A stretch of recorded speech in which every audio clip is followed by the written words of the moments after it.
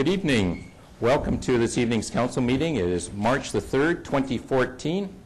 I'm Acting Mayor Ted Schaefer, and with me are my council colleagues, Councillor Jack Arnold, Councillor Rosemary Wallace, Councillor Gail Martin, Councillor Dave Hall, and the staff. We have Darren Light, our Director of Corporate Services, Carolyn Machada, Manager of Legislative Services, Francis Chung, our CAO. We have Gerald Minchuk, our Director of Development Services and Economic Development, Rory Thompson, our Fire Chief, and Kim Hilton, our Director of Recreation, Culture, and Community Services. And I need someone to move the adoption of the agenda. I'd like to move it and make an amendment, please. Councillor Martin. Yes, I'd like to add under item 6 the PSAC meeting, Public Safety Advisory Committee meeting.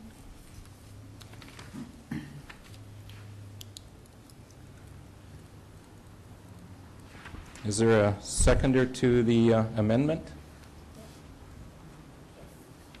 Councillor Wallace? Question and clarification. Councillor Hall? Is that minutes or what is it? Minutes. Yeah, thank you. Okay, as amended, the adoption of the agenda. Unanimous? Is all in favor? Unanimous. The minutes of the last meeting that was held on February 17, 2014. I need to move a motion to adopt. Councillor Arnold, Councillor Hall, all those in favor? It's unanimous. This evening we have one delegation, and she's here with the Coastal Painted Turtle Project, and it is Andrea Gielens. Have a seat at the mic. Thank you. All right. So my name is Andrea Gielens. I'm here on behalf of the Coastal Painted Turtle Project.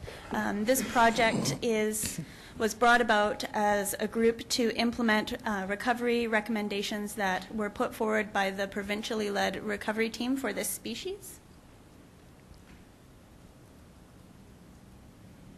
So the Western Painted Turtle is the only current native turtle species we have in British Columbia. We used to have another, it's called the pond turtle, but we haven't seen that species in BC for over 50 years. So the Western Painted Turtle is the only species that remains here, and it's found throughout lower British Columbia. Specifically, I deal with the South Coast population, which occurs throughout the Metro Vancouver area all the way to Hope. And this species is actually very endangered throughout its range, and we currently only have one viable and breeding population within the South Coast region. So what I'm here specifically to talk to you about tonight is a proposed bylaw that would restrict the sale of invasive and non-native aquatic turtles. One of the main species that we deal with and see that has been released into the wild on a very regular basis is this culprit here, which is the red-eared slider. A lot of people have seen these individuals. They're often sold at pet stores as very small young hatchlings. Their native range is actually the southeastern United States, so they shouldn't be from here, but they were brought here as pets, and they are released often into our watersheds. So the main problem with these individuals is that they are hatchlings, cute, adorable, very easy for people to fall in love with. But as you can see from one of the lower pictures there, they grow into gigantic monsters. So they start out at about 5 grams. By the time a female is fully grown, she often weighs over 5 pounds, pushing 6 pounds. And at this size, they're very aggressive. They bite. They produce salmonella bacteria, which can be transferred to humans. And as a general rule, people don't like to keep them once they get this big. So they're often released into our waterways, which causes problems for our native turtles and our native ecosystems. So you can see here a large red-eared slider with the red ear next to one of our local painted turtles, and multiple red-eared sliders at many of these sites. So these turtles have impacts to our native species, and many ponds in the Fraser Valley have large numbers of red-eared sliders. In fact, Mill Lake in Abbotsford, which is one lake that we work at fairly intensively, we know that there are over 30 red-eared sliders for every one Western painted turtle at that site. and that site is a perfectly viable site, and without the red-eared sliders there, the western painted turtle population could thrive. So that's an example of one situation where red-eared sliders are being a major deterrent to biosystem diversity in that area. Also, western painted turtles are restricted in their breeding, basking, and foraging sites by these invasive turtles. So as a result of excessive amounts of these turtles in the private homes and being released into the wild, we have a lot of issues with these animals being turned into rescue centers. It's not uncommon for rescue centers, of which I believe there are 3 throughout the Fraser Valley, to receive more than 10 of these turtles in a week. And it's just not possible to maintain these numbers of animals in captivity, and so many of them are forced to be euthanized. This comes at great expense to the rescue centers, to local veterinarians who often do this for us as a free service because they realize the ecological impacts these animals would have if they remained in the wild, and also to us as biologists. We spend a significant amount of time trying to remove these animals from the habitat. Once they're out in the habitat, it's definitely Operation Turtle. They're much better at hiding from us than we are at removing them.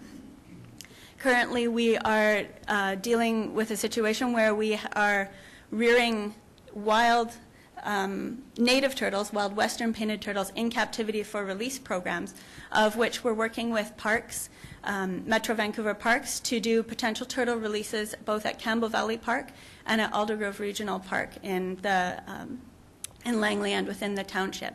And for example, you can see in this bin here, 2 of these large female red-eared sliders were removed from Campbell Valley Park. So even parks that are not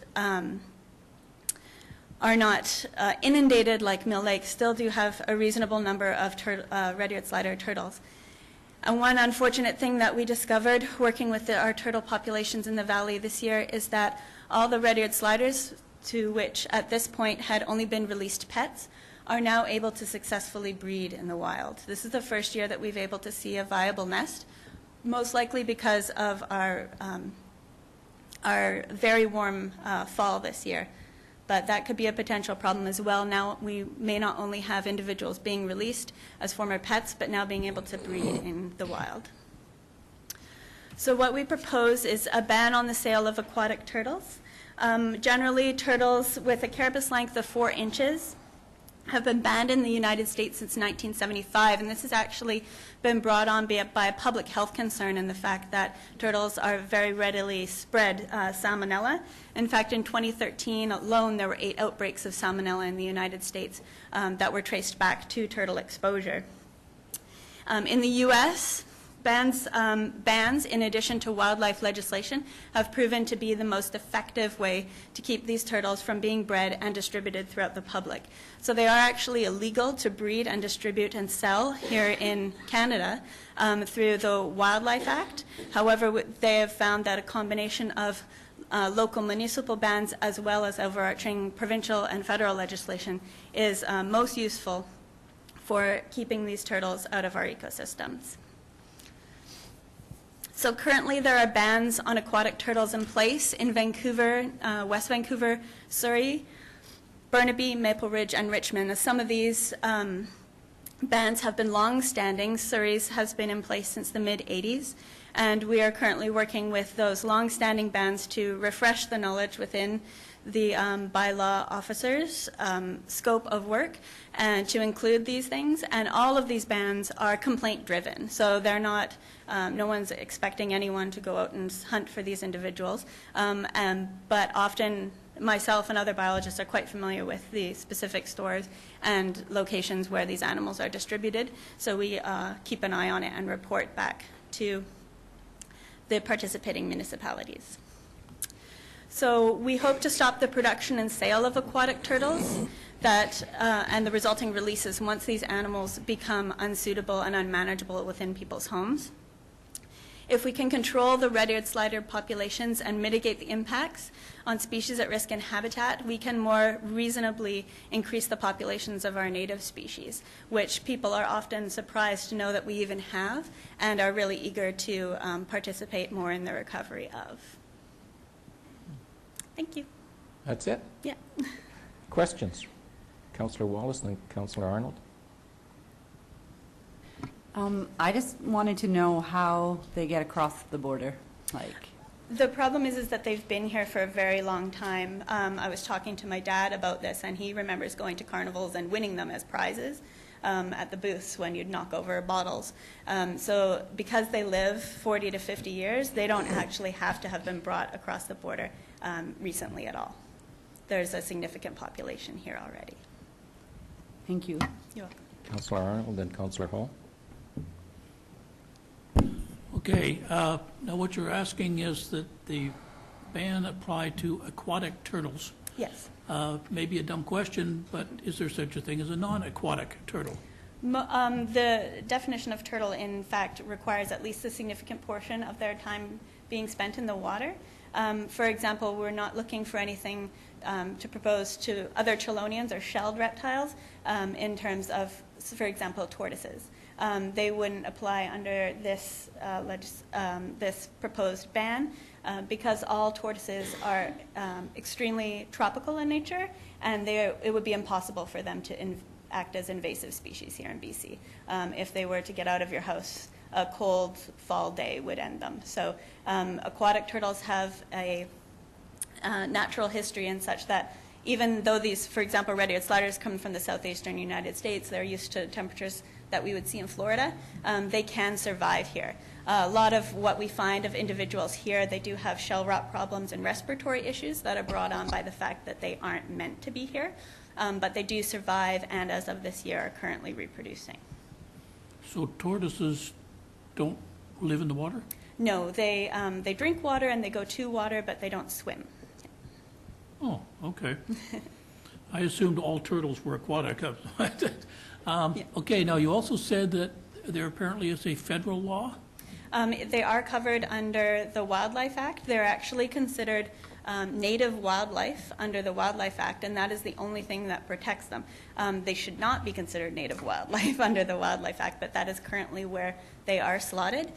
So it is illegal to keep them and breed them, just like it would be illegal to keep or breed bears. So they're covered under that legislation, in which case a conservation officer would have to become involved in order to confiscate and fine.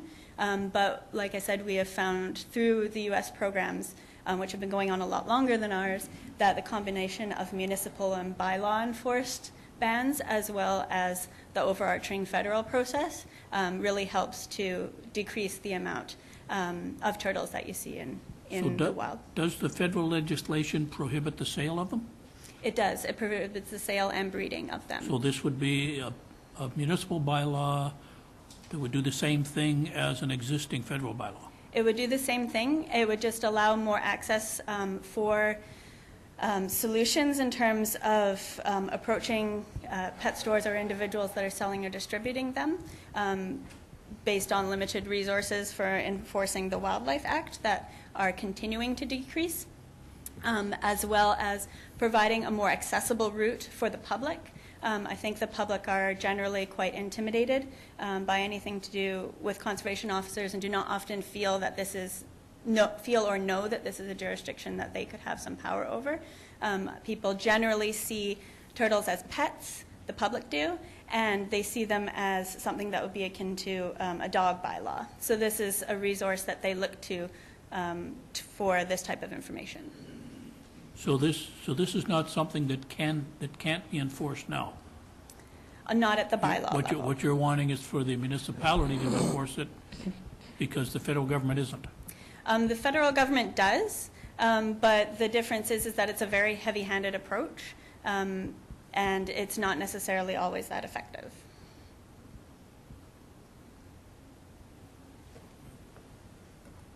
Councillor Hall.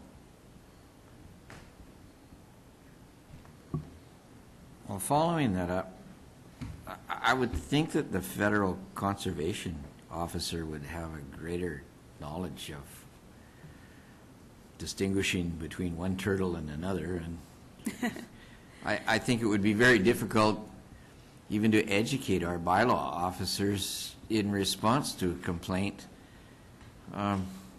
They would ultimately have to contact conservation or someone anyway. So I have a little bit of difficulty with this extra step and this potential downloading here. But let me ask you another question. You've identified some turtles in Campbell Valley and some of the regional parks and some of the places where they do have this bylaw, but we have a fairly significant floodplain, and we have a number of ponds and whatnot. If I look up endangered species or species at risk, I could find a website, and the current inventory indicates that there are none in our floodplain or in our ponds or identified anywhere in Langley City. Now, the difficulty there is we probably have not done an inventory of that. So who might do that kind of inventory for not only at-risk species, like your painted turtle, but invasive ones, like the other ones you were talking about that have been found elsewhere? There are no specific groups that deal specifically with invasive animals. There is an invasive plant council, but not anyone that deals specifically with invasive animals. We do know that there are at least 5 painted turtles in Campbell Valley Park that we've observed there and trapped, and there is one currently in Aldergrove Regional Park that has a transmitter on it that we've been monitoring for the past few years.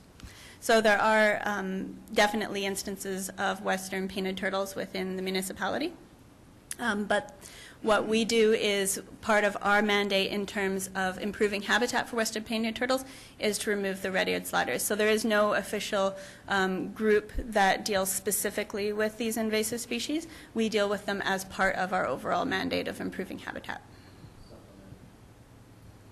So if we wanted to embrace the cause of improving a habitat to create something so that it might be stocked within the floodplain, perhaps.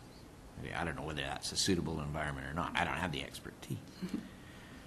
There's not an organization like Ducks Unlimited that enhances bird habitats.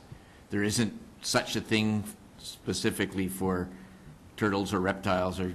The project that I'm part of, the Coastal Painted Turtle Project, we're grant funded and we apply for money in order to do those same types of works. We're definitely not as large or as an entrenched organization as Ducks Unlimited, but we follow the same principles of habitat evaluation, habitat restoration and monitoring for all of the sites that currently have western painted turtles or where we could put western painted turtles in the future. So there is an organization which does deal with all those aspects. Yeah. Councillor Martin? Thank you. Have you been to the municipality about this bylaw? No, I have not. Okay, so you realize Campbell Valley and Aldergrove Lake is not within the city of Langley? Yes. So how many red painted turtles do you know of within the city of Langley? Within the city of Langley itself, with not including the township, I'm not sure of any that are within the city limits. Okay. And I guess, you know, to the point in regards to the federal law versus a bylaw, I mean, we have hundreds of bylaws, and I don't think it's out of turn to say that a lot of the bylaws that we do have are acted upon complaints. So as far as giving a bylaw officer more access to monitor this, I would doubt that would happen. They're busy enough as it is, instead of going around looking for red painted turtles. So, and given that there already is a federal law, I agree with Councillor Hall in that, you know, this is just another step, and I'm not sure that it will be as effective as you might think it is.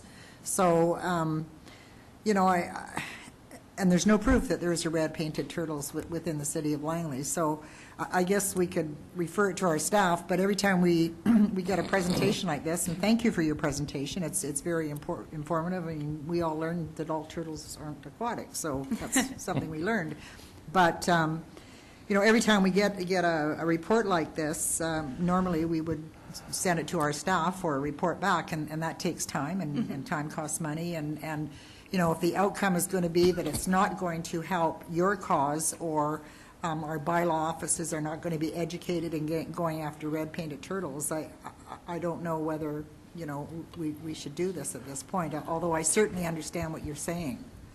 Yes, while there isn't western painted turtles within the city of Langley currently, we are reintroducing populations throughout the Fraser Valley, of which Langley is a priority location, and we want to make sure that those areas are without red-eared siders before we do that.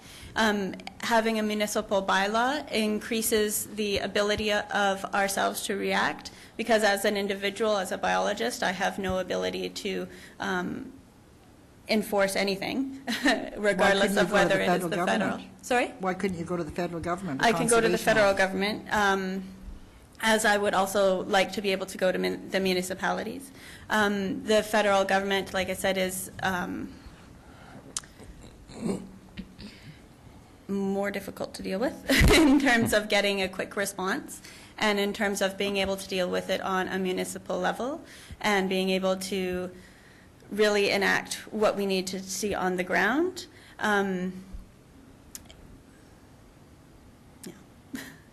Well, with all due respect, I mean, I'm not, you know, we've got excellent staff here, and they react as quickly as they can, but, you know, if it's going to our bylaw officer, I would think that it, you know, would not be high on the priority list if he has a whole pile of other work to do, so I'm not sure that the response would be any quicker. I mean, you have an avenue now that you can use, and, you know, whether they're fast or slow or whatever, I guess that's for them. It also comes in as a bonus for us when businesses are seeking business licenses within the city of Surrey, that there are bylaws that apply directly to them from the institution for which they're applying for a business license. City of Langley, you mean? Yeah, so they don't apply for a business license or are regulated at all by the province until they actually make an error that would affect these animals. So there's no sort of regulation in terms of the individual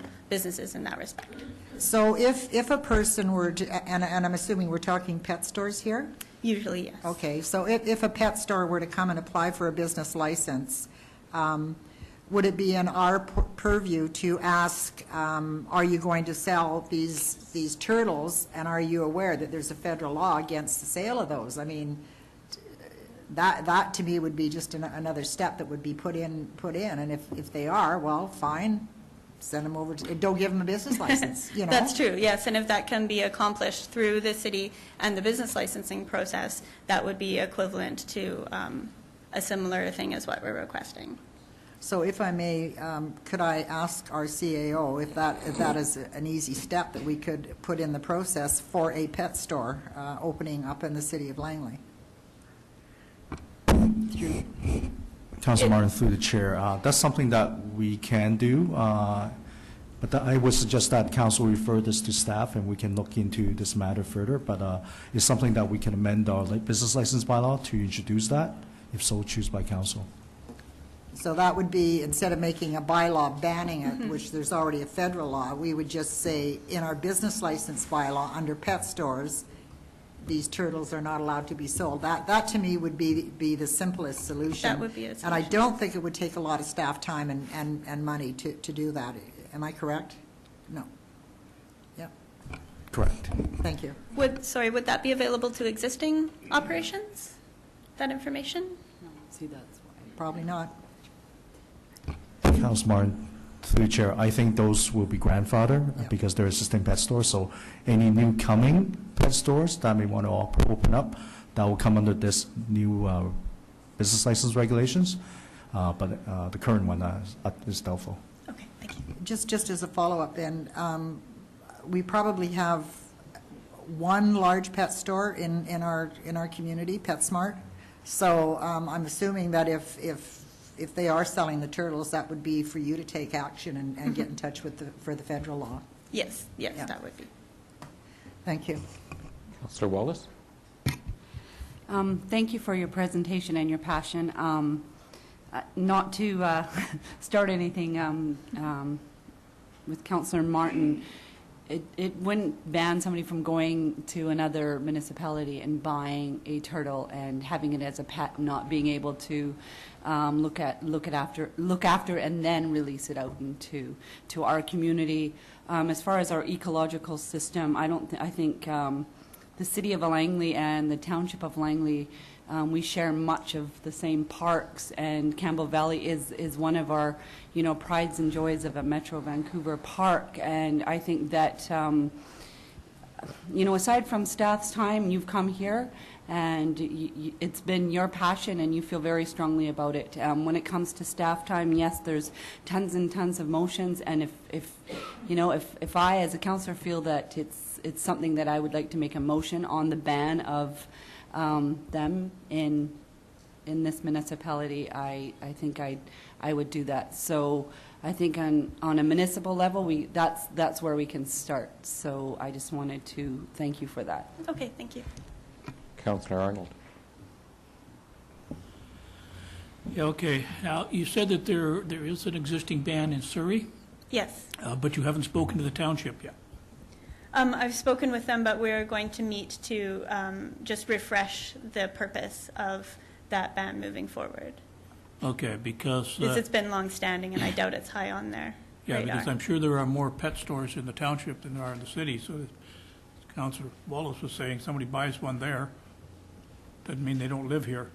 Yes, and that's why we're trying to look at accessing all the municipalities. Yeah, in so the that's area. why I agree with Councillor Martin. I think if there is a store in the city that you're aware of that's selling them,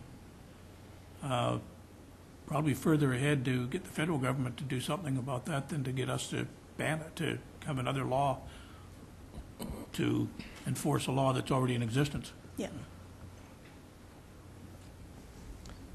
Well, Thank thank you very much for coming. You stirred up quite a conversation here, and Yes. You're very passionate about it. So thank you again. Thank you very much. Next on the agenda is under the Mayor's Report. Our next regular council meeting is on March 17th, 2014. After that, regular council meeting on April 7th, 2014. And under Metro Vancouver, Councillor Martin. Thank you very much. Yeah, I just wanted to inform the public that last meeting, Councillor Hall asked about some questions about the Metro Vancouver budget for 2014. And given that it was asked in a public meeting, I thought I'd give the answers in a public meeting. And the increase for the Metro Vancouver budget is 1.2% overall, and it's, I think, a $647 million budget. And he also inquired as to the increase in meeting fees, stating he thought it was around 5%. In fact, the increase in the meeting fees is 0.02%, not the 5% that was stated. And it is a policy of Metro to increase the stipend each year by the CPI, which was 0.02%. And in dollar amount, that equates to $1 per meeting. And I'm just glad that I was able to correct this information, and hope that the public finds it useful. Thank you. Councillor Hall. Thank you, Councillor Martin.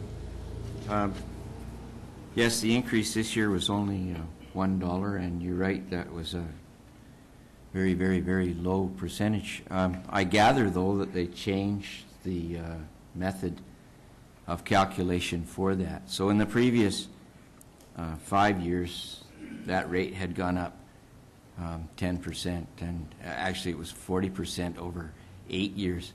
So I guess the point that I was trying to make is a large organization like Metro went away from tying that meeting rate to the salaries of mayors around the district, and they tied it once again to the Consumer Price Index, the CPI. So there's an example I've been saying for quite some time, that the city has the same opportunity to change their automatic rate increases given to council, mayor, and others, and tie it back to the CPI, which was somewhere around 1%. So a large organization, I recognize in you responding in that manner. Thank you very much for the clarification. Metro has really held the line themselves, while other locales allow their budgets to increase by significantly more. Thank you. Under Library Happenings, Councillor Martin. Thank you. Okay, this is for the City of Langley Library events, March 3rd to the 17th. The first one is Don't Agonize, Downsize. It's taking place on Saturday, March the 8th from 2 to 3 p.m. And they're saying, are you finding home maintenance difficult and tiring? I think we could all answer yes to that. Do you need help with downsizing and preparing your home for sale? Do you need a helping hand with setting up your new home? Is your family unavailable to provide the assistance you need? Attend this fun and informative workshop and learn the shortcuts to downsizing and moving forward with your life. And I can tell you, having downsized the last couple of years, this is probably very helpful because it's not an easy job. The next one is the chemical-free home, removing toxins naturally with essential oils, taking place on Saturday, March the 15th from 2 to 3 p.m. When you use Windex, bleach, or dryer sheets, do you feel sick from the fumes? Well, trying to live a healthy lifestyle by eating right and exercising. Sometimes the last times we may think to change are our cleaning and household products. Excuse me. Learn how to be free of pests and harmful germs and avoid the serious health risks from synthetic cleansers. Please call or visit the library to let them know you are coming. And their phone number is 604-514-2850. And the last one is the One-Eyed Troll, Monday, March the 17th, 11 to 11:45 a.m. An evil one-eyed troll has taken over the forest. Everyone is terrified, but a young boy is out looking for some firewood who might have a solution. Join the Trollsons and as they use comedy, improvisation, and audience participation to bring this Scandinavian tale to life. This is suitable for ages 5 to 12, and it is a drop-in. The Don't Agonize, Downsize, they don't say whether they should pre-register or not, so I'll give the library number again, 604-514-2850. Thank you. Thank you, Councillor Martin. Councillor Arnold? So if you're over 12, you're not allowed to go to that? If you're over 12, you can't go. They might make an exception for you. Now we have Kim Hilton, who's going to give us an update on recreation. Thank you, Your Worship, members of council, and our viewing audience. This is for March 2014, and as always, we start with special events. The first one, it's actually a little bit of a slower month this month, but the first one is Spotlight on Penzer Bike Park. We're calling youth and citizens to come out on March 20th to an open house from 6 to 8 p.m. here at City Hall in the CKF room, to give us some information as to what you would like to see happen at Penzer Bike Park. So that's, again, Thursday, March the 20th, 6 to 8 p.m. in the CKF room at Langley City Hall. Programs, this is a rec guide that you should all be familiar with now. It was our winter rec guide. We have one more month to go with it before our new guide comes out. It still has a tremendous amount of opportunities for you to participate in recreation, either drop-in or registered programs. You can go on our website to find out more information about the rec guide at www.city.langley.bc.ca. As I mentioned earlier as well, Cookie Monster Preschool registration has opened. We are filling up quickly, so if you're interested in getting your preschooler into Cookie Monster Preschool for September 2014, please phone the City of Langley Douglas Recreation Center at 604-514-2865 to get more information and to register. It's a great program. 2 weeks today is spring break. The School District 35 has a 2-week spring break, and we have an opportunity for your children to participate in a spring break day camp. They can register for the full 2 weeks, for 1 week, or for individual days. For more information on that, again, you can phone Douglas Recreation Center at 604-514-2865. Also on our website, all the details are located there, and you can register and fill out all your necessary paperwork online as well. Girls' Night, 12 to 17-year-olds, Thursdays from 7 to 9 p.m. This is a free drop-in at Tim's Community Center, and it is ongoing. So that's Girls' Night, Thursday nights, 7 to 9 p.m. Coming up on Saturday, March 15th from 1 to 3 p.m., youth can participate in Cookies Galore. We have our youth leader who loves to bake, and she does produce some wonderful cookies. It's from 1 to 3 p.m. It's $12 per person, and if you're interested, please phone Tim's Community Center at 604-514-2940 to register. Gluten-free, kicking gluten to the curb. If you're interested in learning to become gluten-free, we have a workshop for you. It's Wednesday, March the 12th from 6:30 to 8 p.m. at Tim's Community Center. It's $25 per person, and we have Brian E. who will be leading us through that session. So that's Tim's Community Center, March the 12th. And finally, a new class that is starting Sunday mornings. It starts March the 30th, 10:15 to 11:15. It's called Zumba Toning. Zumba is a lot of fun. If you like to dance and get active, this is the class for you. Starting March 30th, 8 sessions. It's $48 plus GST. That's at Tim's Community Center, and for more information, you can phone 604-514-2940. And finally, another new class is called Move It or Lose It, and you can be standing or you can be using a chair, but it'll get you stretching and toning up your muscles. It's $3 a person for a drop-in. It runs on Wednesdays from 2:30 to 3:15 p.m. Again, this is at Tim's Community Center. For more information, you can phone 604-514-2940. And that's it for programs and events. Thank you. Councillor Hall. Concerning Penza Park, when it was first designed, we had a task force, but that was many years ago, and probably those individuals have grown up and some of them moved along.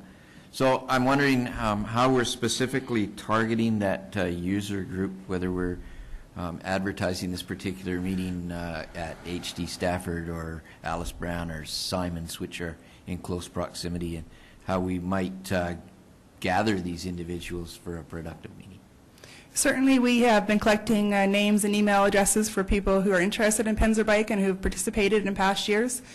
We have bulletin boards up at LSS and HD Stafford as well as the elementary schools, but we're not limiting it just to Simons or Alice Brown. We'll go through the whole city school system and using Facebook as well. Further questions? Seeing none? Thank you, Ms. Hilton. Very informative. Next one is bylaws. We have bylaw 2918. I need a mover. Councillor Martin, seconder. Councillor Arnold. This is final reading of a bylaw cited as the discharge of land use contract number 42-78 bylaw 2013 number 2918. All those in favor? It's unanimous. In consideration of a DP 0413, I need someone to move this one. Mover, Councillor Martin. Seconder, Councillor Arnold. That development permit application DP 04-13 for a 2334 square meter automotive retail development located at 20257 Langley Bypass be approved subject to execution of a development servicing agreement and compliance with the conditions outlined in the Director of Development Services and Economic Development Report 13-058. All those in favor? It's unanimous. Bylaw 2931, this is the final reading of a bylaw cited as the financial plan. I need a mover and a seconder. Councillor Martin, seconder, Councillor Wallace. And this is the financial plan 2014 to 2018. On a point of information? Yes. Just to educate the public somewhat in the process, could you suggest to the public the nature of debate during final reading or the absence of that? There is no debate on a final reading. Yes, there is no, when it comes to a final reading, there is no debate on any of the bylaws. So the discussions are held on first, second, and third readings. Thank you. And this is the final reading of a bylaw cited as the financial plans 2014 to 2018 bylaw 2014 number 2931. All those in favor? Is it unanimous? No. Councillor Hall. The next item is bylaw 2932. I need a mover and a seconder.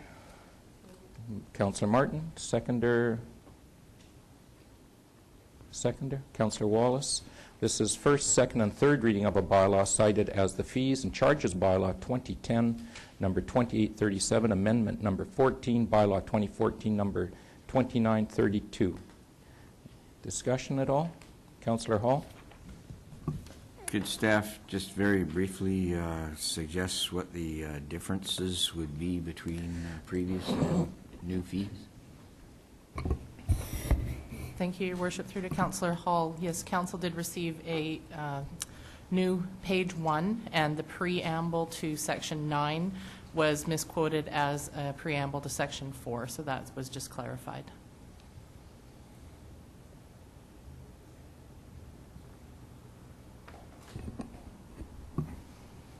Supplementary? Yes.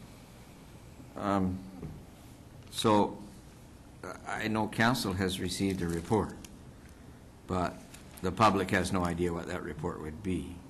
So the purpose of, this is the introduction of this, so this is first, second, and third reading. We have a final reading later where there's no debate or anything. So what I'm asking is, what are the essential fee and charge changes between last year and this year? We could do it as a percentage basis or highlight a few individual fees or something. Kim Hill? Your Worship, through to Councillor Hall. As mentioned in the preamble here, there is a review. We have clarified a number of things. We have added a couple of fees, and I'll just note some of the changes here. The first one is clarification on the definition of family, as defined as a combination of parents, grandparents, guardians with children under the age of 19 years who reside in the same household with a maximum of 2 adults per family group. There was some inconsistency in the way we were dealing with it previously. Clarification that Al Anderson Memorial Pool passes and the 1-month pass at the pool cover all admissions except special events. So this will cover fitness classes, which it hasn't in the past. The pool rental rates have been increased to reflect increasing staffing costs. The multi-purpose room at Al Anderson Memorial Pool has been added to our rental inventory because it was new. Room rental categories, we have changed our definitions. We've now moved to include nonprofit, private, and commercial. And then we have a banquet category for the main hall for Saturdays. Rental rates at Douglas Rec Center, which is our primary rental facility at the moment, have increased slightly. We have added a 1-year membership option to the weight room and fitness room fees. We've only previously had up to a 3-month, and people will benefit from the one year. We have also added an express fitness class fee schedule to cover classes that run only 45 minutes, so shorter classes, so they get a better deal. The annual Pratt card has increased in its fee by $1. The ICE user rates have increased as well, reflecting similarities to surrounding municipalities. However, our overall subsidy level has not changed. The picnic shelters, this is an interesting one. We used to have a flat rate for picnic shelters bookings. We're now moving to an hourly rate to help prevent those block bookings with not being used, to help open up some of the bookings to other people as well. And finally, we have an increase of $25 to the use of our community stage. That's the portable one that we send someone out to set up equipment and the stage. And to the Legacy Gardens gazebo. And that, in a nutshell, are our increases. Further questions? Seeing none, all those in favor? It's unanimous. The next one is committee reports, the De-Accessioning Mural at Douglas Park. And Councillor Wallace, this is yours. Thank you. That the Recreation, Culture, and Public Art Advisory Committee recommends that the Council de-accession the mural located on the pump house at Douglas Park as per Public Art Policy C0-23. And you're moving that? Yeah. A seconder? Discussion? Councillor Hall? Could Councillor Wallace talk to the policy? And so what I understand by this is that an artist pours their heart and soul into a mural, but over the years perhaps it gets vandalized or it wastes away and it needs replacement. But how does one determine when this decommissioning will take place. Is this the purview of the Public Art Committee that looks at this, or how will these things come to us in the future? For example, the mural at the back of McBurney Lane there perhaps has a shelf life, or the wooden statues that we have out here. So who will identify the projects that are to be decommissioned? And that'll be the last I say, except that I like the idea of you going back to the artist and saying, please take every opportunity to commission some new work for us, because we haven't given up on you. We really appreciate the art that you did in the past. I'm going to just speak to it as a summary here, and then I'm going to pass it on to Kim Hilton, just for the public knowledge. We received this in our package. The Recreation, Culture, and Public Art Advisory Committee made the above motion on February 13th, 2014 committee meeting. This recommendation follows the council approval of a new mural on the pump house at Douglas Park. The original mural, painted 10 years ago, has been severely tagged over the years, which has led to the above recommendation and subsequent replacement. So good questions asking from you, so I'll pass it on to Kim. Your Worship, through to Councillor Hall. Sorry.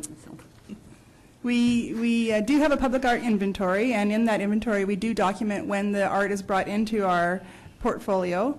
We also keep track of when art is maintained or upgraded. So a number of years ago, all the wood sculptures have been refinished, and that will prolong their lifespan.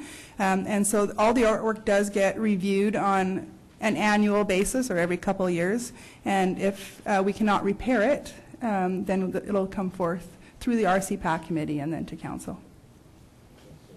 So just to clarify, so I remember a few years ago when the wooden structures were damaged, that did come as a recommendation to council to repair those. So in the future, out of all of this art inventory, this will come through committee as a recommendation to council, and council will ultimately make the decision to either repair or decommission. Is that the case? Yes. Thank you. Thank you very much. Question? All those in favor? It's unanimous. Councillor Martin, you have an item? Thank you. Yes, I would like to just talk about the Public Safety Advisory Committee for a few minutes. It's a committee that I just started chairing this year. It's been in existence, I'm not sure, maybe 6 years. I'm not sure that we ever had a report from this Public Safety Committee, but at our first meeting in January, there was, I guess I was just trying to get a feel as to what the committee has been doing the last few years. And the committee was very enthusiastic about getting more involved in public safety issues. It seems that in the past they've met and maybe had guest speakers and got information, and then they went home, and then they came to the meeting the next month. So it was their desire to become more involved. So we suggested that perhaps we have a brainstorming session, and we did that at the February meeting. And a lot of ideas came out of that brainstorming session. We have Councillor Marie Power on our committee, who has been trying to do some septet work in condominiums and townhouses, and they're having a hard time getting into these places. So they wondered if perhaps the PSAC committee could be some kind of a liaison. And Leanne Cassap from ICBC is on our committee also, and she does different presentations throughout the year at high schools and what have you. And the PSAC committee now has the opportunity to become involved in these presentations and attend and just get a little bit more profile for the committee. There's road safety campaigns that they could become involved in. Other ideas were safety awareness, trail safety and street safety, perhaps get the city's recreation department involved in getting, music and dancing and movies in Douglas Park. And I know that we do this to some degree, but they just felt that the more activities that were happening in the downtown core could perhaps make people feel a bit safer. And we also thought that a PSAC booth could be set up at Community Day and give out safety information for community members. So a lot of the stuff that was discussed we'd have to find out from the Downtown Merchants Association what they're doing and where we could assist, speak to our Director of Development Services, Mr. Minchuk, and get some demographics and gear our activities for age and income level. And there was a lot of good ideas, and it's a pleasure to work with a committee that is so enthusiastic in getting involved in their communities. So I did tell them that I would report this out at our council meeting, because, as I say, I don't think in all the years I've sat here I've never heard a report from the PSAC committee. So I will keep you posted on what events we may become involved in, or if anybody has any ideas, by all means let us know, and we'd be happy to look at them. Thank you very much. Councillor Hall? I agree. I can't ever recall a motion coming out of that committee as a recommendation, and I'm wondering about the process. Years ago, we received all committee reports, and I remember as a fairly routine thing that I would read the recreation and culture. I would read the advisory committee. I sit on the peak and whatnot, but I don't recall ever receiving minutes. So the nature of the meeting, it may be different, because I think these people on that particular committee want to get actively involved in things, but it's an advisory committee, and I'm just wondering if we are likely to see more recommendations coming our way that we could speak to or act upon. Well, I think, if I may, basically all our committees are advisory committees, and I'm not so sure that there would ever be any recommendations coming out of this committee. If they felt that it was a safety issue and it should be recommended to council, I have no doubt that this committee would put it forward. But having said that, I think even though there is no action for council in these minutes, I think it's important to receive the minutes in our agenda, even if it's just for information. And, I do apologize that you don't have a copy of them. It was an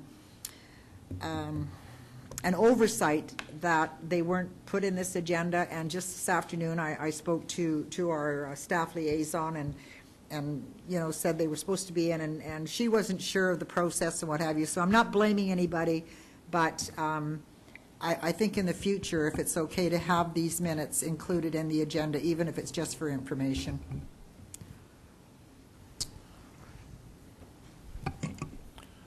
Councilor Martin, through the chair, what we will do is we will circulate the minutes of those meetings to council. I don't think we put those minutes in our council agenda package, but we'll certainly provide them to council either through emails or other means. And they're available on the website as well. Yeah, I guess, and that's fine if it's okay with council, as long as they receive it. But if there's anything that I feel that I'd like council to be aware of, even if it's not a recommendation for council to move forward with, I'd like the council to know what the PSAC committee has intended to do, if that's okay, and discuss it at a public meeting, because it is a public safety committee, so the public should be aware of what our committee's doing. Thank you. Anything further there? Motion to, I guess, receive that for information. Councillor Martin, Councillor Wallace, all those in favor? Unanimous. Next item is under community grants. That's the 2014 community grants. I need someone to move the grant. Councillor Martin will move. So the motion. I just seconded. Councillor Wallace. Yeah. The motion is that City Council endorse the recommendation of the Community Grant Committee to award community grants totaling $140,031 to I won't name all the organizations, several organizations, and I'd like to amend that to, and so Part B would be approve the late application for in-kind use of the Douglas Recreation Center for the Langley Association for Community Living, and provide $1,000 for the Girls to Fly event. And I would so move that amendment. Is there a second? Councillor Wallace? Discussion? Councillor Wallace, then Councillor Arnold. Just want to speak to the, I know that Kirsten Blazer was here last week and I wasn't here, but I just wanted to hold this up for the public to see. That's been put all over the town in different venues, and I think it is a wonderful event. It's an event where she is trying to have 1,500 girls fly for free, and I think they are almost up to 1,000 registered already. This event is huge. It's a 2-day event on the 8th and 9th of, well, this week. So it's just done on the International Women's Day. It's Saturday, I believe, is International Women's Day. Is it? Or, yeah, I believe that's International Women's Day. And the whole purpose of this event is to attract girls to aviation and to you know, to show them what that's all about. And I know that there's a few people behind the scenes putting in tons of work. And I think that this, if I would like to, you know, Councillor Martin has put forth the $1,000, and I would sure hope the rest of council could support that, because that would go a long way. Thank you. Councillor Arnold. I believe you said there was a new application, so this was not one that we dealt with. It's what? Late. A late application. Oh, okay. They are included in the agenda, Yeah. the two. But late these are not applications. ones that we dealt with at No. the committee and turned down? No. No, okay. And I think it's kind of appropriate that this one is going to be on International Women's Day. I know some people that are going to it, and they all seem to be international women, one from South Africa and a couple from other places. So it should be interesting to see. Thank you, Councillor Arnold. Discussion, Councillor Hall? Okay, so these two organizations missed the deadline, so could you perhaps, you've already spoken to the one, could someone speak to the second one?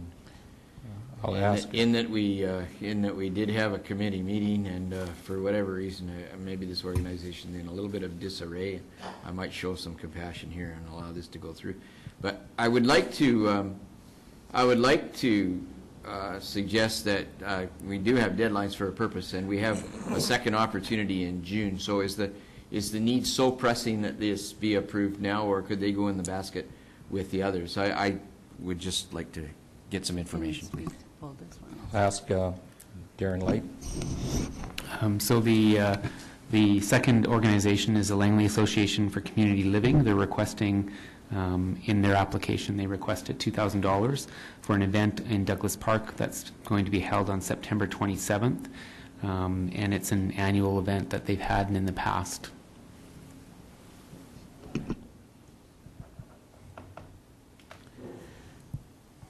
Councillor Hall?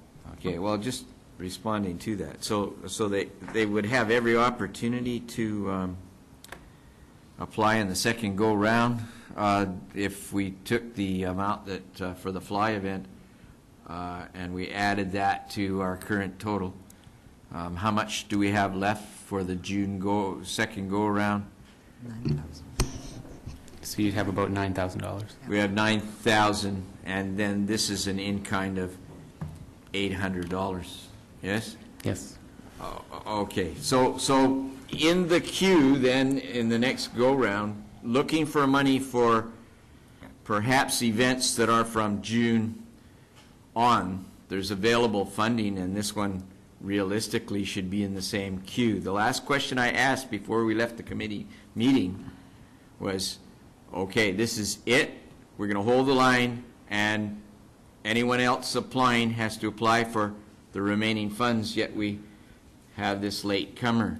So unless I can be sold on why this one should have preference over other late comers, I would like to suggest that we split this amendment and approve the fly event first, in that it's just going to happen and there's an immediate need, and then the second one for approval and debate. So I move to split the amendment, please. Seconder on splitting the amendment, Councillor Arnold. Discussion on the amendment? Discussion on the amendment? Okay. On the split first, don't you have to vote on the split? First of all, there's a discussion on to split it or not? okay, first of all, I just want so, yes, so on the amendment, just for clarification, so we're at, the fly event is asking for 1,000, and the other one is asking just for it to be all in kind. So what are you saying as far as? So he's. Are we speaking to the amendment to the split? So like, then what we'll do you talk mean to by the merit of them, but we need to deal with the amendment to the amendment, the split first. like, what do you mean by the split? That's all I'm asking. Councillor The Hall two. is I could asking deal that with them the 800 be taken out, The and that he's making an amendment to remove that one right now. No, I'm not. Just to To split it, to split it. Clarification, I'll make it easy. I want to debate the merit of these two components separately, That's right. okay? So that's the split, and that's what's on the floor right now, to just talk vote about on them separately, not to deny at this point or endorse, but rather to Split them. Okay, that's fine. Okay, motion to, is out there. Call the question on splitting them. All those in favor? Okay. So now can we speak to it? Now, Councillor Hall, you have the, Which one are we dealing with first? you've asked to split them, so your prerogative. Let's deal with the fly one first, Okay? Can I speak? and I support it. I So just wanted to say one more thing about it. Can I? you can't, you've already spoken twice. Okay. Oh, that was on something different, though. Just, I know that in speaking to Gail and Terry beforehand, this fly event, if it is successful, she would like it to happen in our community every year. So if we already have almost 1,000 girls who have never flown on a small plane before take part in this, I just think that is, just for business alone in our community, and just for just the whole idea of it, I'm 100% in support of it. Okay. I'll call the question now on this amended motion to include it in the community grants. So all those in favor of... I'll second. Councillor Arnold seconded it. Seconded what? That was on the motion to split, which was already carried, so now we're dealing with the individual motion for the Girls Fly 2 event. Okay, counts. Question on $1,000. Question on the 1,000. So Councillor Wallace has moved it. Councillor Martin has seconded it to include the $1,000 in the community grant. All those in favor? Second item now, the discussion on the $800 for the Langley Association for Community Living. Would somebody like to include this on the grant, or recommend that this go to the June meeting of the Finance Committee? Councillor Martin. I'd like to withdraw that and move it to the June community grants. Councillor Martin, Councillor Hall, all those in favor? Oh, yeah, go ahead. Just to clarify, we're not denying this group the opportunity for these in-kind services.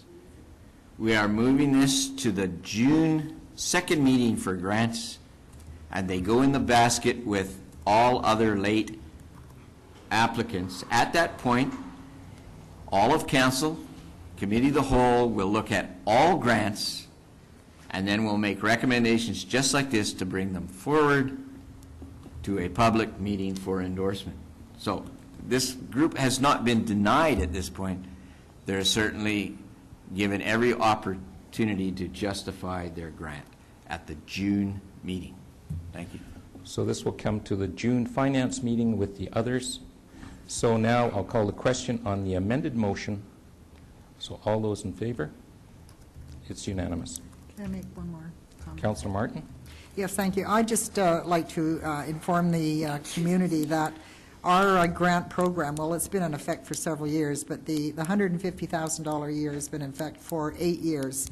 And to date, the city has contributed $1,110,231 to nonprofit and community organizations. So I think that's quite a great accomplishment, and of course they come from our casino proceeds, and that was one of the things that we committed ourselves to was a bigger grant committee when we got the casino. So $1.1 million to our community groups. Thank you. So next item is a smoking regulation bylaw amendment. The council endorse in principle the proposed smoking regulation bylaw amendment number 2913 and direct the corporate officer to forward the bylaw to Fraser Health for approval. I need a mover and a seconder. Councillor Wallace, seconder. Councillor Hall, discussion.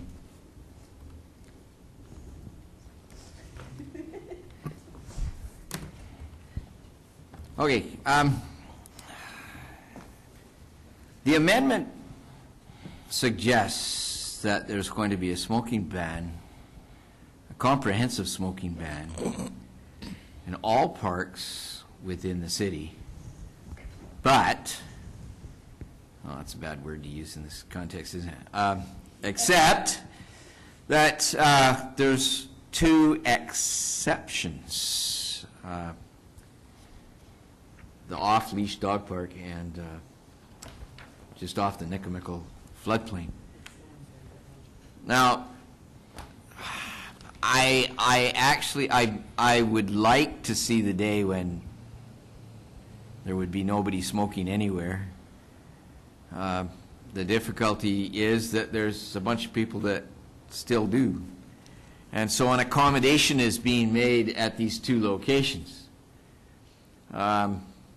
I think that the designation of locations jeopardizes this amendment to some extent, because I have gone to those locations, and I've talked extensively with people that are at the dog off-leash park in particular, and the sentiment is that they largely have no complaints with the current practices that are happening right now, and there is an existence of smokers there.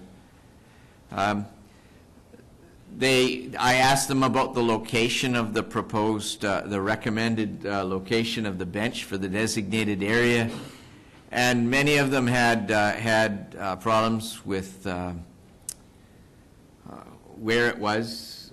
Right behind some residences it backs on. It's on that side of the park. Many said, how the heck are you going to enforce it? The present smoking area is a picnic table that's got a little shelter right beside it that's close to the washroom, and frankly, I doubt very much whether anybody's going to walk down to that bench that's off in an isolated area. The other alternative, perhaps, is on the other side of the park, over closer to the washroom and by the away from all the residences. And so, what I'm going to have to say is that there's a risk in losing the whole bylaw, which has tremendous benefit and health purpose for the community and all our parks and whatnot, at the risk of having to say I can't live with the designation of where these designated spots would be. So my compromise here would be this.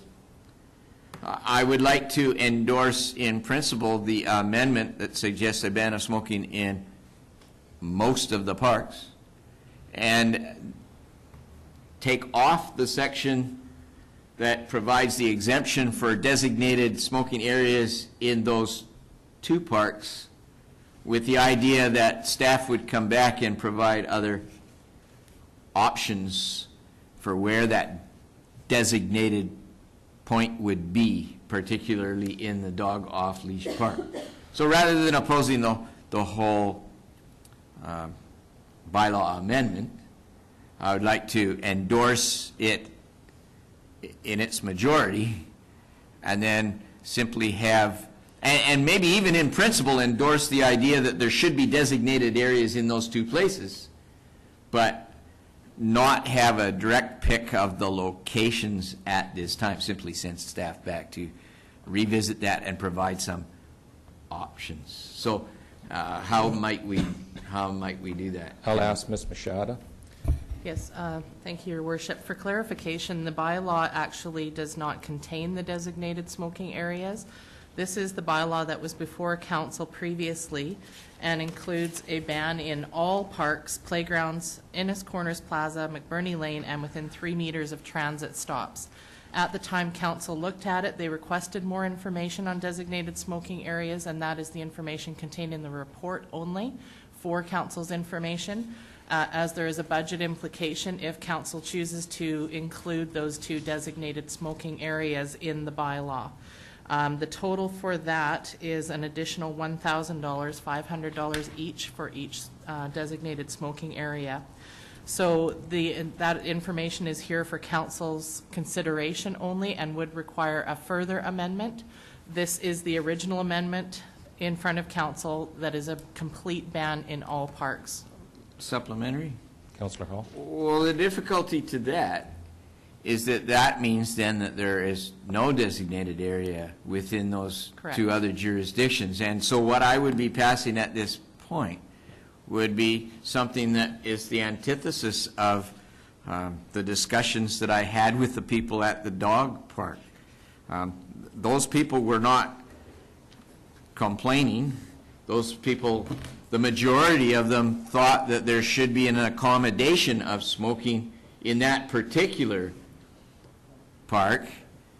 And so I think we have to get our heads around a little bit this item. I would like to send this back to staff for now to be brought back to next meeting so that we might sort this out a little bit, how we might endorse these two exceptions. Keep it in mind that if we tried to pass these tonight, I think the costs might change given some of the options. So, for instance, the present picnic table that's in the dog park could be moved inland a little bit. That way it gets away from the main trail, which originally wasn't even planned. It developed and we accommodated that trail.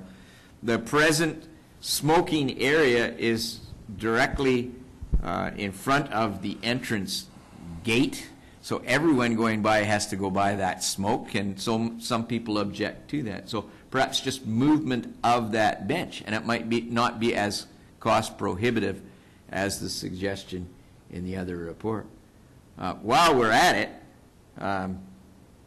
talking to these people, a whole bunch of the dog users thought that a better use of the money might be putting double gates at either end of the park, in that there are dogs that are going out the one-door gate, and at least one has been hit in the road as a result. So many dog parks have a two-gate system that prevent that from happening. So a wise use of money being spent on this park might be in order as well.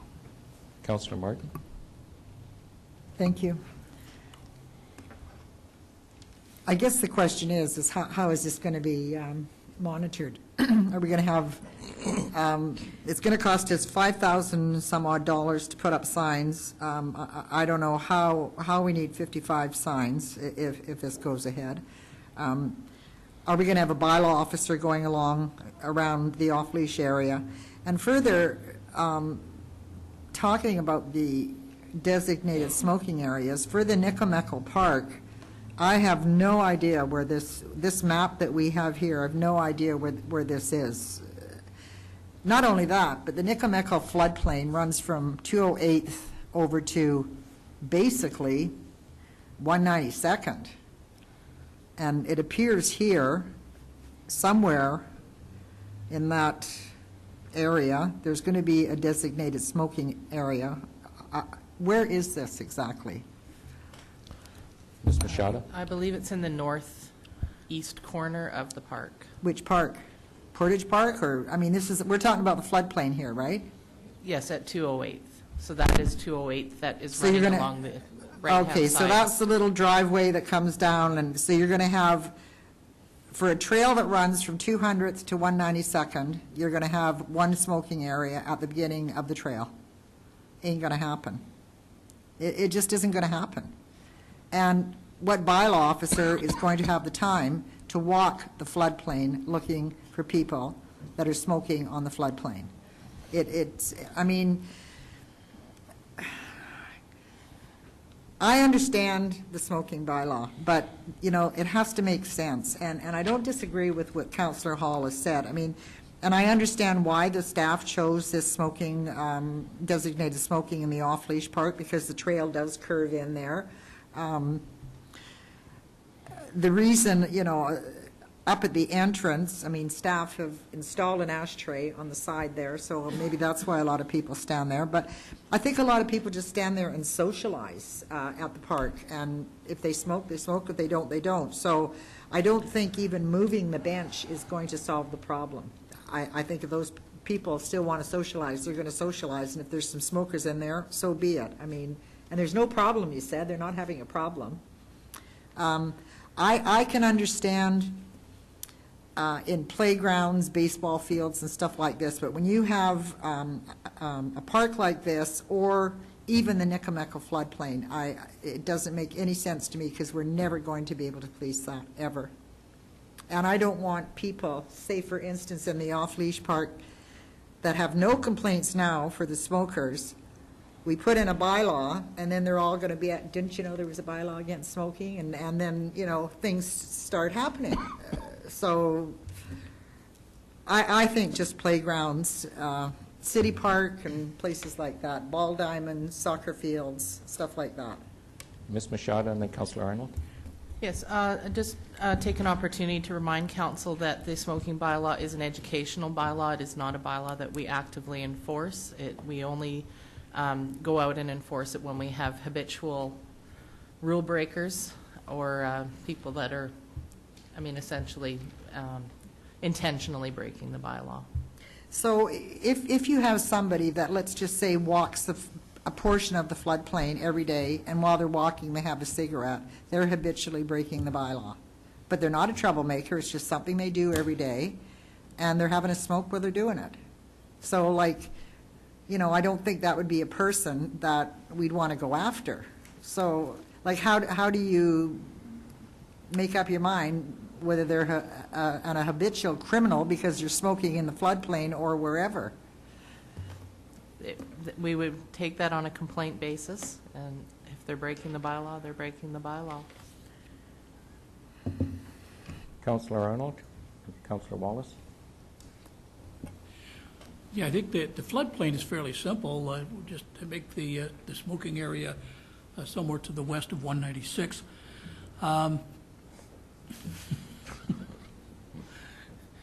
No Surrey fans in the crowd, apparently. But as far as, anytime I go to the off-leash area, I don't see anybody smoking in the off-leash area itself. Now, I would assume they could still smoke out in the parking lot? Or is that considered part of the park? It is considered part of the park. Okay. The only other problem I have with this is that this is, what we're doing here is passing a law that we have no intention of enforcing anyway, because it's just educational. I would think a pamphlet could educate them. I don't think we need to have a law in order to tell them not to do something. Either it's legal or it's not legal. We do this all the time, and it has always bugged me for years, was the fact that we make a law with no intention of enforcing it. It's just to try and educate people that that's the wrong thing to do. Well, it's either legal or not legal. Councillor Wallace. Okay, this is a hard one for me because the educational piece is a big piece. And when it comes to signage, could we not just have, I don't know what, like I'm trying to be creative and think on how you can make people aware of, you know, being in a park and not smoking, being on a floodplain and not smoking. Because to me, nothing bugs me more than to not see somebody smoking, but to see somebody smoking and decide to throw their butt out into the, just on the ground, and it becomes, part of the stream system or whatever. It's just that part of it really bugs me. So when it comes to education, it's about, smoking really is not good for you. And I don't know if we'll ever be able to stop smoking, but it's habitual, and people aren't bad people because they smoke. It's kind of gray. It's kind of all over the place in the way this is written, because you're either going to ban it or you're not going to ban it. And it's just, to me, I really haven't been up at the dog park lately, but I don't really see people going for a walk around the dog park and smoking, because it kind of, defeats the purpose of going for a walk and being out there and exercising with your dog and having a smoke. But maybe that's just me. Anyway, education never hurts. Okay, the way this is right now, the proposed bylaw includes a complete smoking ban in parks and a new definition for transit stop and the smoking ban within 3 meters of a transit stop. And I can ask for a question on, have a vote right now, unless there is somebody that'd like to make a change, an amendment to exclude the dog off-leash park and the trail system at this point, or there's an option to defeat it. So I'll call the question. So all those in favor of the total ban? All those against it? It's defeated. So I guess we'll leave it back into the hands of staff for, well, if staff wants to make some kind of discussion with council later. So under... Does that leave I guess it always leaves opportunity to perhaps provide direction to staff to work on some educational component that perhaps on signage that simply says, could you respect the rights of others and please smoke away from trails or whatever high priority areas. I still think we need to capture the elimination of smoking in particular areas. It was suggested through this bylaw, Innes Corners, McBurney, higher profile areas. I think we've captured the proximity to playgrounds, but certainly the proximity to playing fields. So we need something else that follows this up, and it's not, as you suggested, all of you, it's not really enforceable. We're not going to have the bylaw officers come out, even, well, maybe upon a complaint, one might pursue that and have some confrontation. But I'm just going back to what I heard in talking to the people. It's just a split and troublesome for them as it is to the people at this table trying to sort out some compromise position here. So in the future, I would like to see us move towards some educational component. I think you have to work on these things incrementally.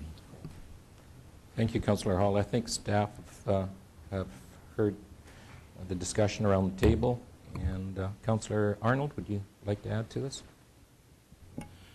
Yeah, I think if we're talking about it being for educational value, we need to come up with something a little differently. First of all, I don't know of anybody who is uneducated enough, other than my brother,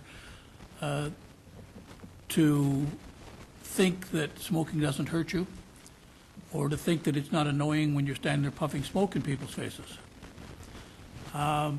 So what kind of education are we going to do? We're going to tell people smoking's not good for you? I think everybody knows that. If they ever read their cigarette package, they can find it out pretty quick. But I think that if it focuses on, I don't think anybody really stands around and deliberately blows smoke in somebody's face either.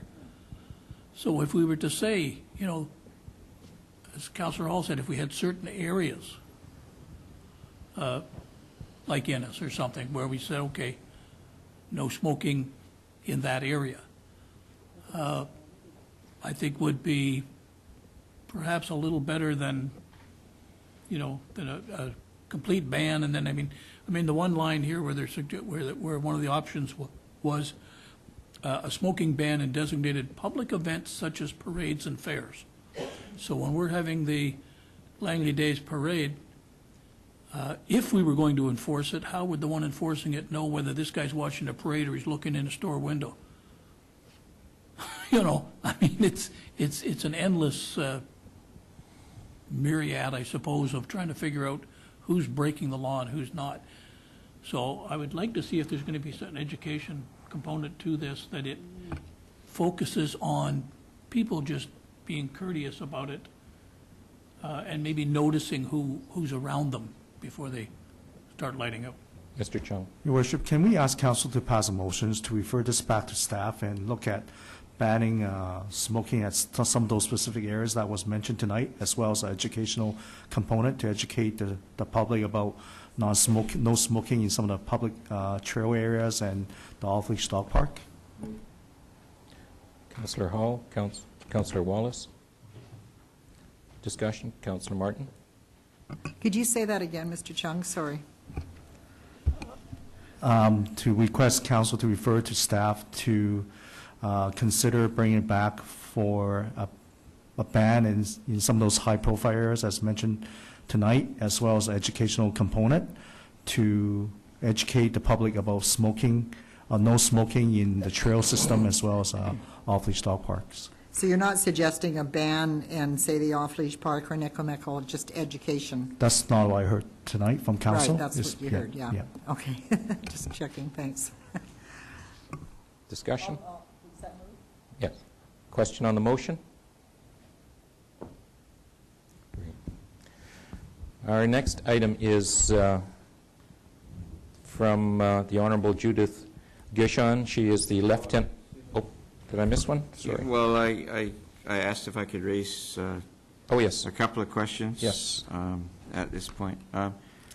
Raised at the last public meeting, similar to the Metro question, a response came back from staff about the Parks Operation Building. Could I read the response that came back from staff? The which item was this? Well, there was a question asked at the last meeting about safety improvements at the new Parks Operation Building. Staff suggested that they would get back with an answer for that, and it was emailed to Mayor and Council, but in that it was asked at a public meeting, I thought the public should receive the response. We could receive it from Mr. Light, who passed on the information, or I could read it. You could read it. Okay, so the response was the city's building inspector inspected the building on January 16th, 2014, and made a list of upgrades that need to be done. The upgrades will be done over the next few months prior to move-in, and staff will consider the provision of an AED. Okay, that was the response? Okay. Okay, and a second question. When we delivered funds to change from one provider for webcasts to another this is through the chair to staff, okay? It was suggested that the archived webcasts from the previous year would be translated or transferred onto the present webcast provision. But it's March now, and those have not been available for the last couple of months, and I'm wondering when those will be available, so that the public might go back to previous meetings and perhaps research some of the items that we're dealing with, particularly the financial plan. Ms. Machado? We expect those to be available momentarily. They were working on the archives last week. We had sent them over, and it did take some time. I believe that the previous provider terminated them around the end of January, so it's been approximately 4 weeks that they have not been available. But due any day. Thank you very much. Thank you. Thank you, Councillor Hall. Now, the next item is from the Honourable Judith Gushan. She's the Lieutenant Governor of British Columbia. She's pleased to present a new program to promote music and community spirit across the province. It's called Sing Me a Song, and it's an opportunity for musical groups of all ages to write and sing an original song in the lead up to Canada's 150th birthday. And there's an award of $1,000 to be granted annually in each of the 3 age categories. So please check it out on the website. And Councillor Wallace? I just wanted to know, we received this information, and I don't know if this is a question of staff or not. I just think this is awesome opportunity, and if it was maybe sent out to the music school and the high schools and the elementary schools or the Langley School District, I just think it's an awesome opportunity and chance to win some money. Councillor Arnott? Yeah, the first thing I noticed was, I think it's a great idea too, but I think if the Lieutenant Governor wanted us to know about it, instead of sending a letter, she should have sung a little song on a CD and sent it to us. Maybe she can't sing. Councillor Hall? New business?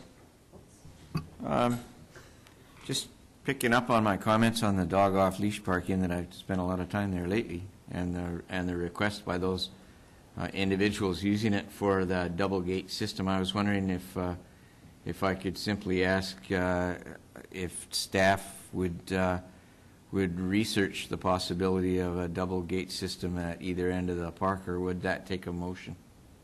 I think Mr. Chung? Preferred? Councillor Hall, would you like to make that motion? Okay, I move that council request staff to investigate the provision of a double gate system at the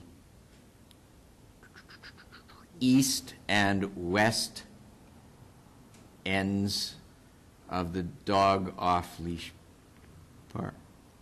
Seconder, Councillor Arnold. Discussion, Councillor Arnold, then Councillor Wallace, or Councillor Martin. Yeah, I'm not sure whether we need to specify the locations. There's really only the 2 gates there, isn't there? There's multiple gates. There's 4 gates. 1, 2 at the parking lot, 1 on the side, and 1 at the far end. Okay, well, I don't think we need to specify which ones. I mean, maybe we need them on all of them. I know when I go to the off-leash Is that a friendly amendment? I can take the actual locations off and just investigate a double gate system for the dog off-leash park, or just a double gate? Yeah. Yeah, because I know when I go to off-leash parks, it's not that easy. In the case of my dog, it's a scruffy little thing, and it doesn't go more than about a foot from me at any time. But there's all kinds of dogs where having the double gate, it's still not easy to actually have that dog stay where it's supposed to be and get through. People have to be very careful to make sure they close the one gate before they open the other one, because if both gates are open, that dog's going through there. So I can see how much more compounded that is with a one gate system. So I think, yeah, if they take a look at that and see see whether it can be done or not, because I don't know of any other off-leash park that only has the one. Councillor Martin? Thank you. Yes, I don't think we need more than one double gate at the off-leash park. I would suggest, we're not going to put locations in, but it be at the main entrance on the east side. And a very good example of a double gate in an off-leash park is at Tynehead Regional Park. It's quite a large area that they have between the two gates, and that allows you to get your dog in, shut the gate. I mean, the gate, you have to assume, is going to be closed at the entrance, but enough room to get a big dog in. So I would see that if it's done, although I'm not an engineer, an architect, or anything else, that it's going to have to be built into the park somehow. I think it could be done, but I don't think we need more than one double gate into the parking lot. Councillor Hall? Yeah, perhaps I could probably concede that the most pressing need is one of the two parking lot gates. And so we've, by friendly amendment, withdrawn the actual location of the gates. And all I want staff to do is go and investigate and see what that would cost and whether that's a problem. Councillor Martin? I guess the other thing is that there's no provision in the 2014 budget for this. So it will either, if we want to go ahead with this, come out of the County Enterprise Fund, or there's obviously a budget for the paving. I don't know whether we can save some money there, but obviously when we ask for something like this, it is a budget implication, and it is not in the 2014 budget. So that will have to be taken into consideration. That's, speaking to this motion, it's a very good idea, Councillor Hall. Not being a dog owner, but going for a walk in that general area, I've had to snag one or two dogs myself, as it's gotten away from the owners. So, very good idea. So, a question on the motion. All those in favor? It's unanimous. Councillor Martin. Yes, under new business, I'd like to move that we amend our business license bylaw to include the ban of sale of aquatic turtles in pet stores, and to have staff report back on that. Is this a motion or notice of motion? Well, it's not in regards to the delegation. Okay. So do we have a seconder then as a motion? Councillor Wallace, discussion? I need clarity on this. Councillor Hall? Is this asking staff to come back with a report on this, or is this asking for some kind of a ban or prohibition or bylaw as requested by the delegation? Is it being referred to staff? What I asked was that a provision be made in our business license bylaw that will include the ban of sale of aquatic turtles in pet stores. Therefore, there's not a bylaw banning them in the city, so we don't have to police it. But if a pet store comes to apply for a business license, the question would be asked, do you plan to sell aquatic turtles? And if they do, they would be denied a business license. That's the way I see it. If I'm wrong, staff can correct me. Councillor Hall. So in effect, this is a regulation. So we're not talking about the bylaw that was requested. No.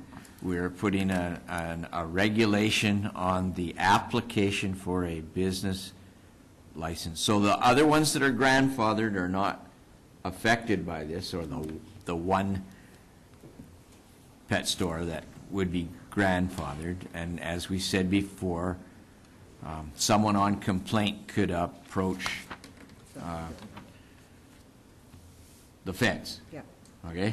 So this deals with from now going forward, and simply those pet stores are regulated in this manner. Okay. I'm in support of this. Good. Question on the motion? All those in favor? Against? It's unanimous. Further new business? Seeing none? I need a motion to adjourn. Councillor Wallace, Councillor Martin, all those in favor? Thank you. This concludes the council meeting for this evening. Thank you very much.